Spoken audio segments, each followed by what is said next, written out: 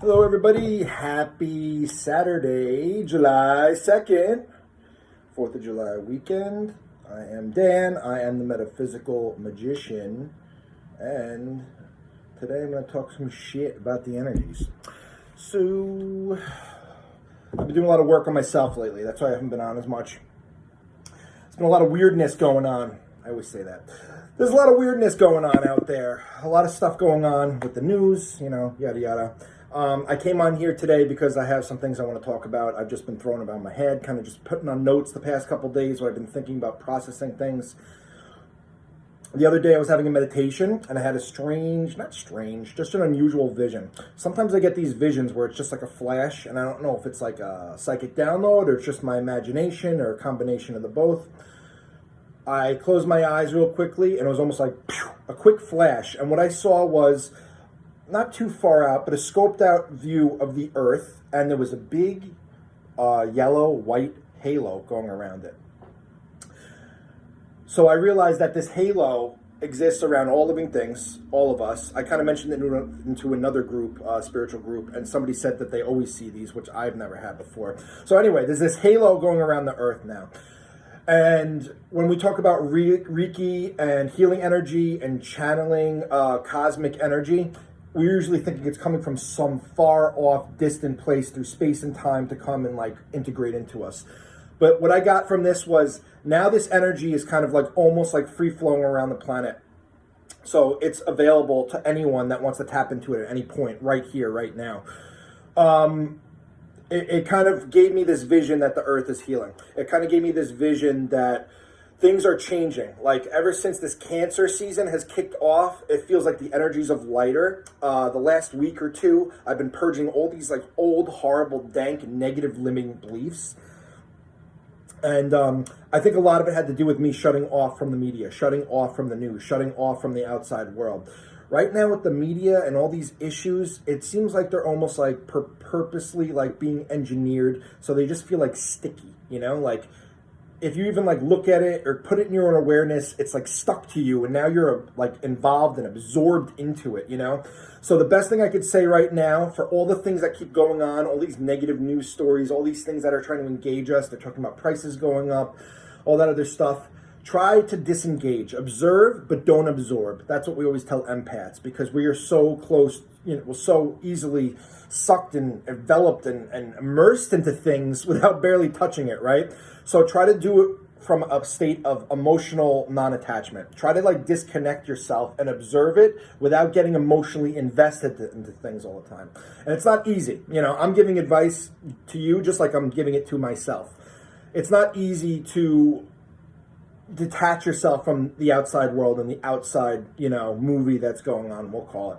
But that's the best thing you could do. Try to observe without getting fully involved into it because it's just going to sink down your vibration. It's going to make you feel lower. It's going to make you feel susceptible to trying to get rid of the anxiety, depression, fear that it's trying to implicate inside your energetic body, right? So disconnecting from it and trying to just remove yourself from the situation.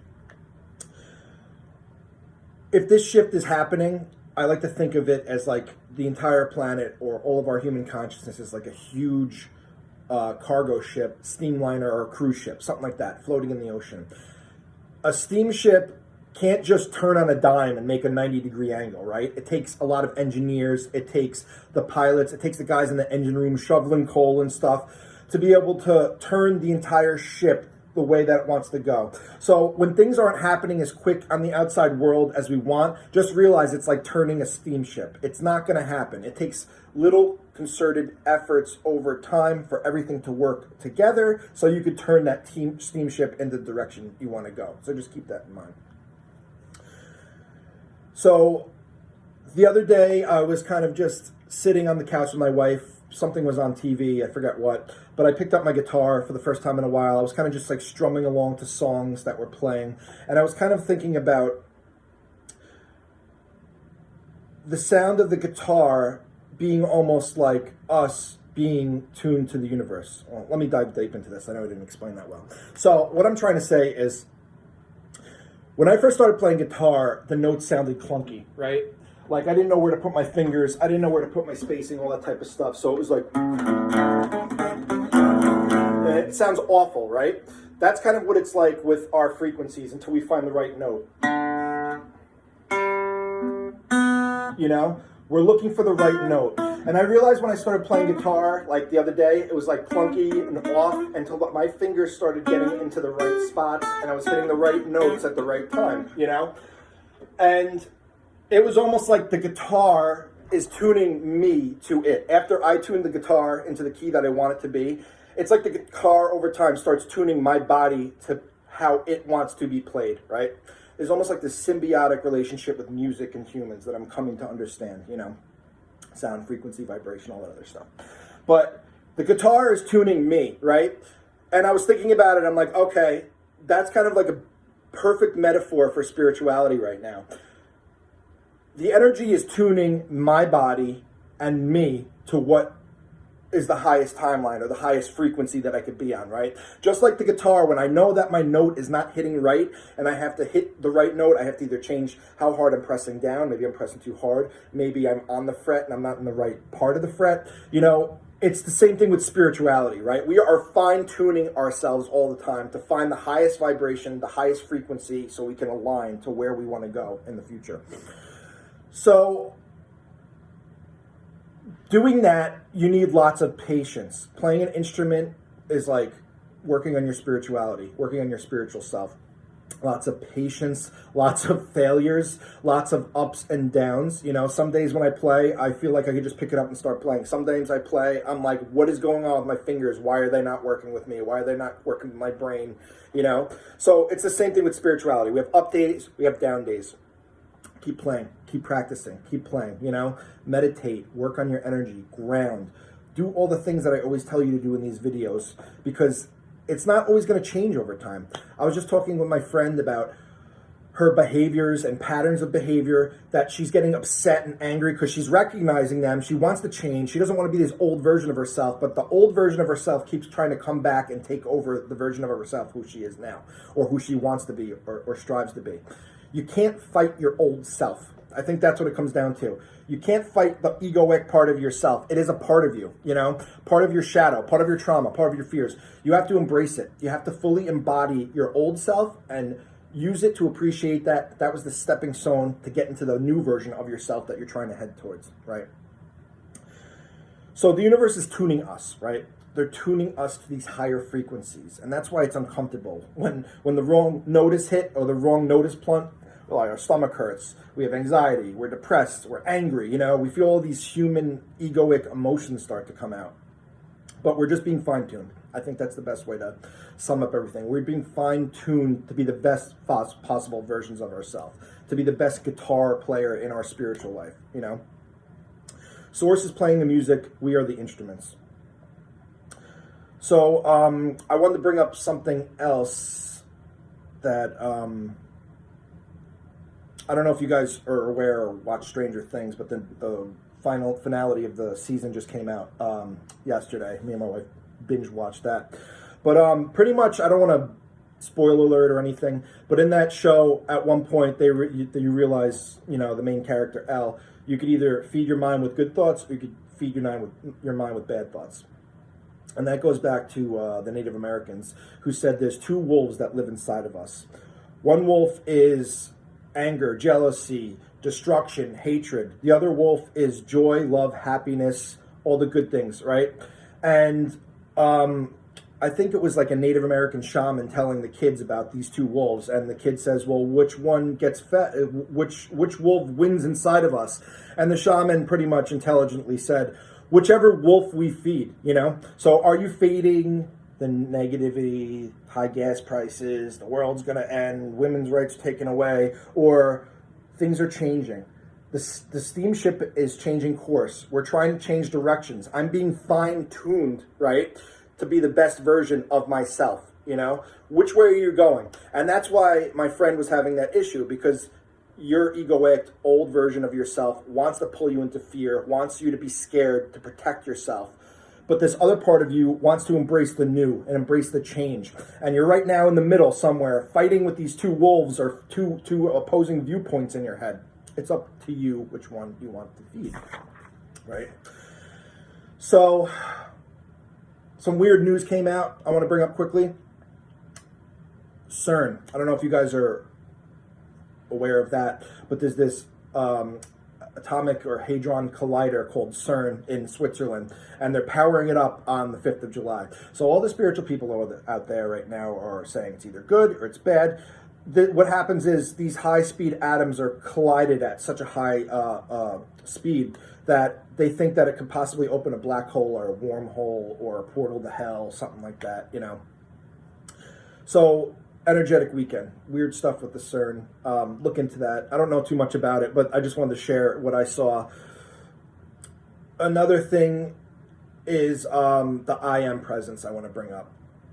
So, when Moses was on Mount Sinai and he saw God, the burning bush that was talking to him, he asked who he is, and God responds, I am that I am.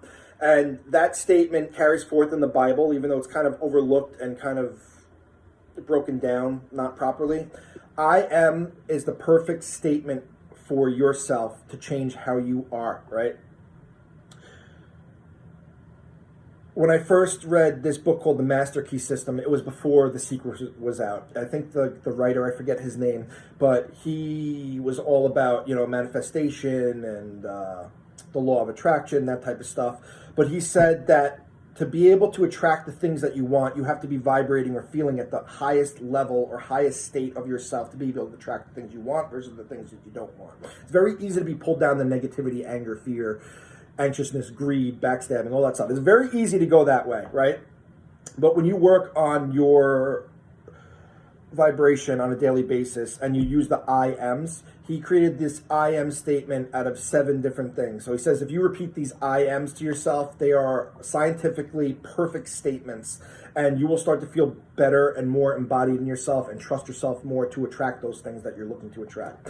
So he always says that I am whole, perfect, powerful, loving, harmonious, and happy. If you keep saying that to yourself while looking in the mirror or just yourself in quiet moments, I am whole, perfect, powerful, loving, harmonious, and happy. I am whole, perfect, powerful, loving, harmonious, and happy. Add abundant, add anything else you want into there, you know. But you will start raising your vibration because those are actually true statements. Your spirit is whole, perfect, powerful, loving, harmonious, and happy. So tap into that energy to try to help you, you know, if you're feeling a little down or, you know, just start trying that as a practice. That might start helping your mood and everything.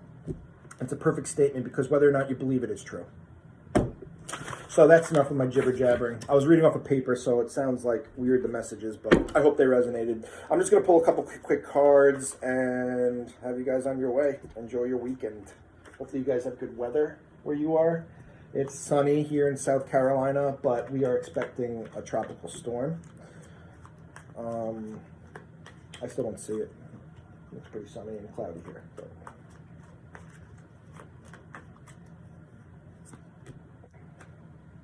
Okay. Yes.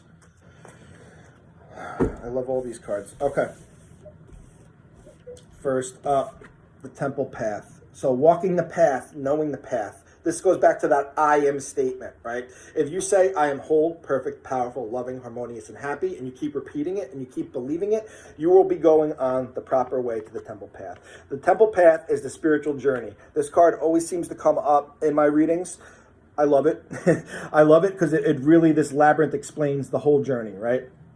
All these orbs, if I said, this is always representing spirit, ancestors, loved ones on the other side, trying to guide us, trying to help us on our path, on our way to get through this crazy labyrinth. So right here, we can see the steps. This is the final spot in the labyrinth. This is the ultimate completion of where we're trying to be. This is the end of our journey, or, you know, a looking off point where we can make some sort of goal or progress that we're looking for in the spiritual and physical part of our journeys.